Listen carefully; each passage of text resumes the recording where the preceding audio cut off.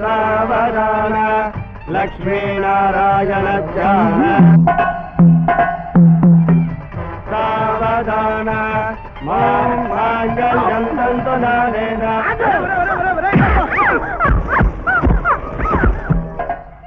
Yes! No! Yes! No! Yes! No!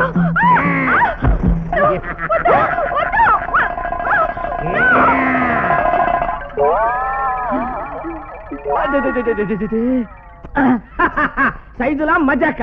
ఎంత ధైర్యంరా నీకు? అది నా సందు పేర్రా.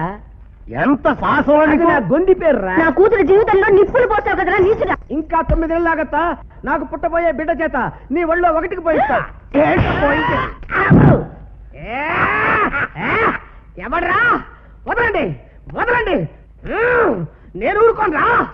ఒక్కడు మాట్లాడేంట్రా? నేను తలుచుకుంటే మిమ్మల్ని అందరినీ తుక్కు తుక్కుగా ఇక్కడే తన్ని పారిపోగలను. కానీ ఎందుకు పారిపోలేదో తెలుసా?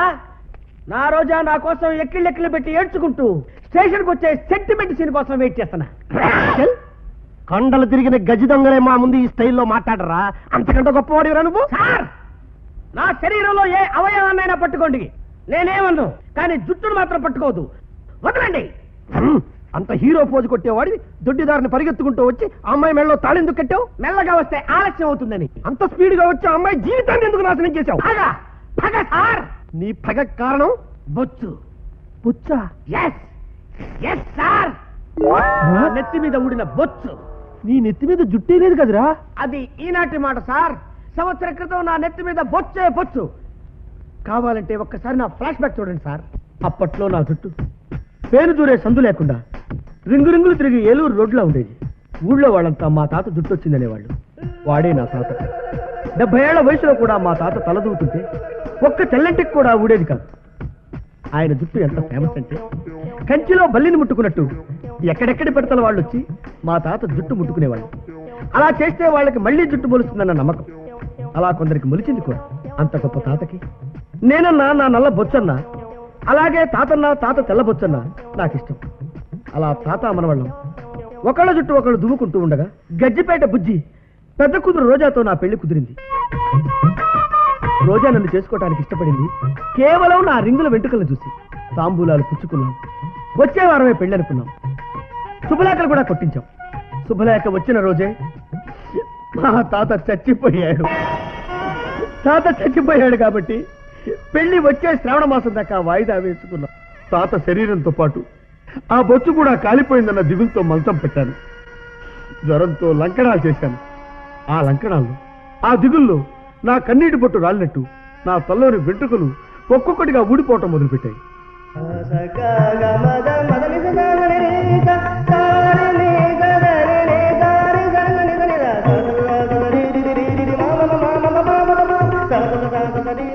వరదల్లో వరిమళ్ళు కొట్టుకుపోయినట్టు ఎండాకాలం వచ్చేసరికి నా జుట్టు మొత్తం ఊడిపోయింది. పూర్తి బట్టతలైంది. అలా బట్టతలతో ఉన్న నా దగ్గరికి కాబోయే నా భార్య అత్తమామలు వచ్చారు. మళ్లీ ముహూర్తాలు పెట్టడానికి వచ్చారనుకున్నాను. కానీ ఈ పెళ్లి జరగదని చెప్పారు. షాక్ అయ్యి కారణం అడిగాను. మా అమ్మాయి బట్టతలాంటి చేసుకోనందన్నారు. మరింత షాక్ అయ్యాను. తాగుబోతుని చేసుకోనంటాం ధర్మం, తిరుగుబోతు నాకు వద్దు అనటం న్యాయం. కానీ బట్టతలాడు నాకు వద్దనటం అన్యాయం తల్లి అని కాళ్ళు పట్టుకుని బ్రతిమలాడాను. చిక్కిపోయావంటే బాగా తిని లావగలను, లావయ్యావంటే తినకుండా చిక్కిపోగలను. కానీ బట్టతలను ఏం చేయలేము తల్లి. అయినా నాది బట్టతలే గాని మట్టితల కాదమ్మా. కరెక్టేనయ్యా, కానీ పెళ్లిలో ఈ బట్టతల మీద జీలకర్ర బెల్లం తలంబ్రాలు నిలవంటుందయ్యా మా ఆవిడ. అయితే వాటితో పని లేకుండా రిజిస్టర్ మ్యారేజ్ చేసుకుంటాం సార్. కుదరదయ్యా, అసలు మా అమ్మ ఇష్టపడిందే నీ జుట్టును చూసి.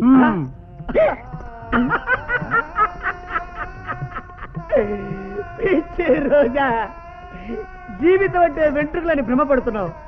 తెలియకుండా ఊడిపోతూ తెల్లవారేసరికల్లా తెల్లబడే వెంట్రుకలు శాశ్వతం కాదమ్మా. అయినా నీకు బొచ్చే ముఖ్యం అనుకుంటే మంచి విగ్గు చేయించి పెట్టుకుంటా.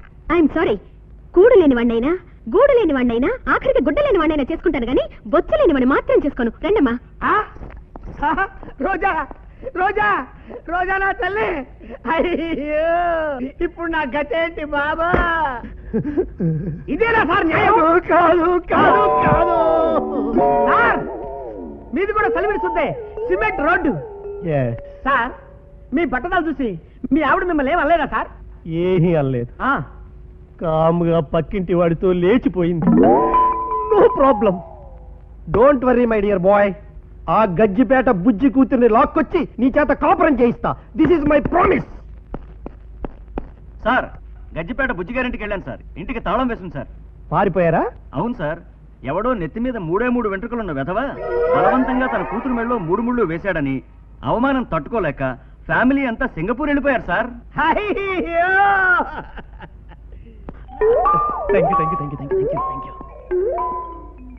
సింగపూర్ వెళ్ళారనుకుని వీడు రోజాని మర్చిపోతాడు. ఇప్పుడు ఆ సెకండ్ హ్యాండ్ రోజాని ఏ వెదవకు అంటగట్టి రోజా చెల్లెలు పూజాని నేను చేసుకుంటాను.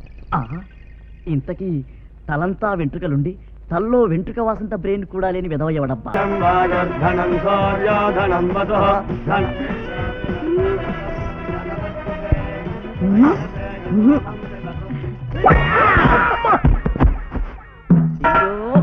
మళ్ళీ తగలడ్డాడు. బొగ్గుండి నేను బతుకుండగా మళ్ళీ పెళ్ళా ఏంటా? సచ్చినోడా, బలవంతంగా తాళి కట్టి మొగుండంటే సరిపోతుందా?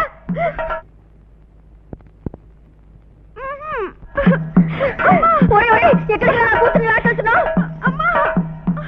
ఎందుకురా నా కూతుర్ని చీకటి కొట్లకి లాకెళ్తున్నావు? పడుకోబెట్టుకుని స్థాపనం చేసుకోవడానికి నెత్తి మీద బొచ్చుదని నీ పక్కలో నా కూతురు కాదు కదా, మా ఇంటి బొచ్చుకొక్క కూడా పడుకోదు. వదిలిపెట్టరా. మర్యాదగా నా పెళ్ళాన్ని నాకు వదిలిపెట్టి వెళ్తారా లేదా? వెళ్ళాం. వెళ్ళరా? వెళ్ళాం. వెళ్ళాం. ఇదేంటిది? ఏంటిది? ఏ చెత్తలు పంతే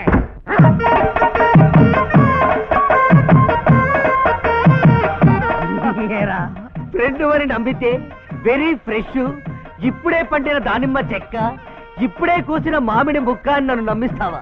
ఆ బట్ట తలవాడు తుపుక్కున ఊసేసిన కిళ్ళిని తడుకు పేపర్లో పెట్టిస్తావా? నీ అబ్బా వస్తున్నా.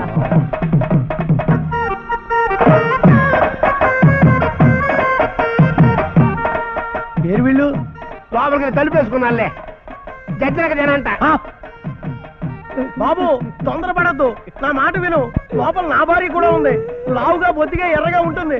తొందరపడి టెన్షన్ లో రాంగ్ స్టెప్ వేసామంటే లైఫ్ లాగా ఏడవాల్సి ఉంటుంది.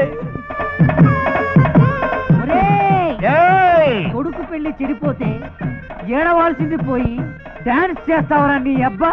పెళ్ళంటే పందిళ్ళు, సభలు, తాళాలు. నా మాట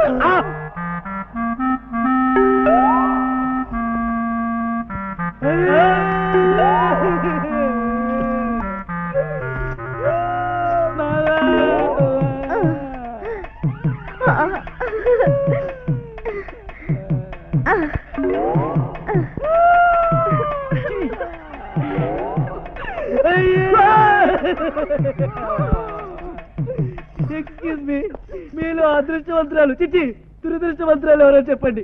నువ్వేనా? చిచి, నేను కాదు. ఇదే అయి ఉంటుందిలే. చిచి, నేను కాదు. మీ లుక్ నాకు అర్థమైంది. వాడు నన్ను టచ్ కూడా చేయలేదు. ఏంటి స్టోరీలు చెప్తున్నారా? మీ ముగ్గురిని ఏమీ చేయకుండానే సిగ్గుపడుతూ చేతులు నలుపుకుంటూ వెళ్ళాడా వాడు? అయిందేదో అయిపోయింది. అవలేదు, మీరు నోరు మూసుకోండి. మాకేం కాలేదు.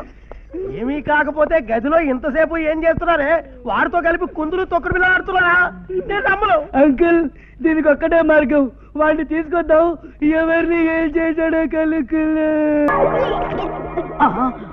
అంటే ఆ రాత్రి, అంటే ఆ నైటు. చిచి, ఇక నీకు నాకు ఎలాంటి సంబంధము లేదు. ఏమిటండి మీరు అనేది?